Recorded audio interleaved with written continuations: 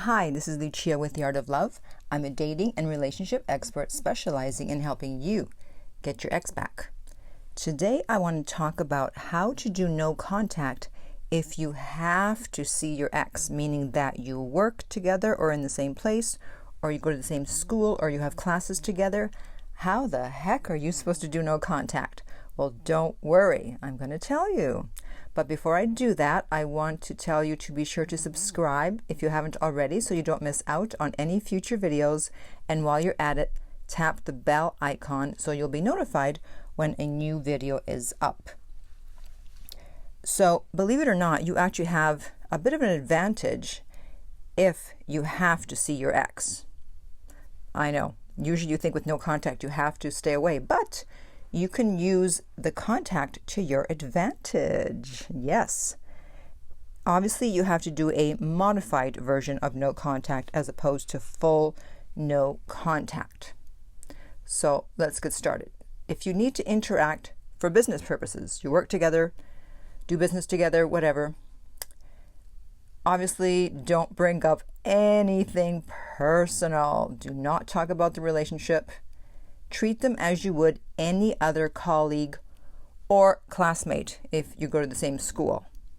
You have to become an actress or an actor. And basically, I'm going to ask you to do the impossible. I'm telling you to act as if you have amnesia and you don't remember dating them. You have to act as if you never dated them. So you're not too friendly, but you're not too cold. Treat them as you would any other colleague, classmate. Act as if you just met them. So, it's that type of friendliness where there's an acquaintance, where you're polite, but you're not overly friendly. With the exception of if they cheated. So if they cheated and you had to break up with them, or worst case scenario, they cheated and they broke up with you, then obviously we're not going to be friendly because that would be a little weird. They cheated and you're like, hey, how are you? La, la, la, la, la. No. In that case, you are allowed to err on the side of being more cold. So be more professional, no smiling, not too friendly, because as I said, obviously if they cheated, it would look like you're okay with the cheating because you're so friendly. No. Don't do that. So I know you may be dying on the inside, but on the outside, you have to be professional and put on an act. And do not look at them with sad puppy dog eyes. Don't be rude. Don't have an attitude. Don't wear your sleeve on your heart. Be cool, because they're going to be expecting an attitude or tears or anger or something. And as usual, we give them nothing. They can't know that the breakup upset you. Why, you may ask? Because we want to hurt their ego.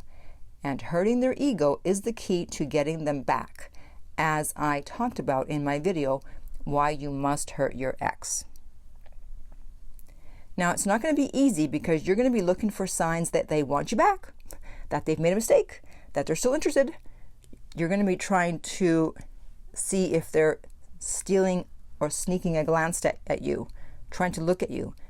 Don't worry. If you play it cool and act as if you never dated them and act as if you barely know them, they will notice and they will be looking at you wondering, what is going on? Did someone steal her? Did someone inhabit her body or his body? Why are they acting so differently?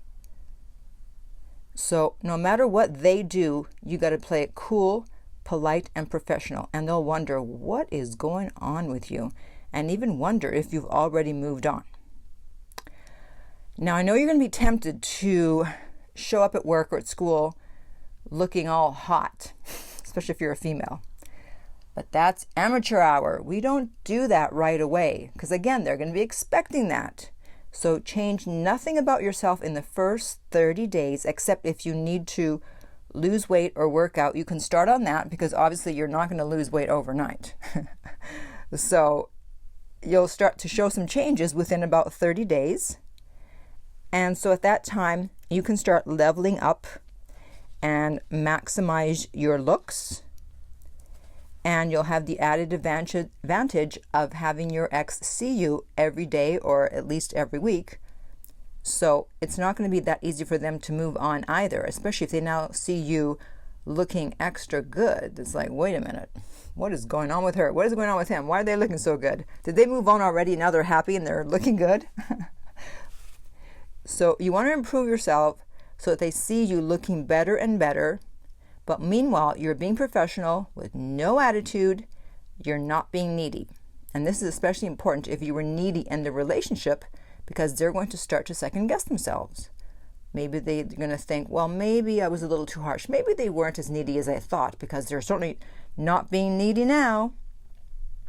And if they try to have a personal conversation with you about the relationship, depending on what they say, you can listen politely, but keep the conversation short and say, well, this isn't really the time and place to discuss that. So if they're trying to discuss the relationship at work or at school, just say, well, this isn't really the time and place. And maybe they'll say, well, do you want to discuss it later? And you'll say, yeah, maybe, let's see. You're not going to jump and go, yes. Do you want to discuss it later? Yes. No, just go, yeah, maybe, let's see. Be vague, okay? Don't jump at the chance to talk to them and see them outside of work or school. Now, if you don't work together directly or don't have classes together, or even if you do, don't go out of your way to be seen by them, because again, they're going to be expecting that. So don't walk past their office. Don't go into the cafeteria at school, the break room at work, the water cooler. I don't know what they have, what's going on. Do they have water coolers at work anymore? Who knows? If you know they're going to be there. So do everything you can to avoid contact, unless, of course, you have to deal with them directly, obviously you can't at that point. So avoid them like the plague if you don't have to deal with them directly in the first 30 days. Meanwhile, you're going to be leveling up, and then after that, you can occasionally, quote unquote, run into them, but make sure it's not obvious and make sure you look good. Now, if you have meetings together, so you got to be in the boardroom together, do not look at them unless they're talking. And even then, don't look at them too much. Pretend to be taking notes, or actually do take notes. And when you do look at them, have a blank expression on your face, almost like you're staring at the wall. Above all, be patient. This isn't going to turn around overnight. I had a female coaching client who worked with her ex, and I actually helped her get him back. I did a video on that. I will put the link. I believe it's titled, I Got My Ex-Boyfriend Back. And she was impatient, wanting to know, why isn't he moving faster? So I had to continually talk her down off the ledge, so to speak. And it worked out. You just have to be patient. You can't expect it to change quickly. And remember, you have an advantage if you work with your ex, or you're at school or the same place or whatever. They can't totally ignore you. So use that to your advantage by following what I've told you here, and you will have a good chance at getting him back. And then one final thing, if there are events together, so avoid going to work or school events that they're going to be at as much as possible. They may think that you're avoiding the event because of them, but they don't really know now, do they? Hey, you may be busy with your new guy or girl. So while you may have to see them for school or work, if there are events that you don't have to go to, then don't. Okay? So if you work with your ex, or if you go to the same school with them, tell me, how much contact with them do you have throughout the day or throughout the week?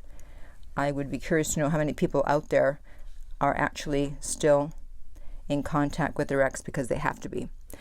But for everyone else, if you are going through a breakup and you need help, well, that is what I'm here for. You can contact me for private coaching at theartoflove.net. The link is below. If you are listening on iTunes, remember to like and subscribe. If you're listening on YouTube, You can also like and subscribe. And finally, remember that love inspires, empowers, uplifts, and enlightens.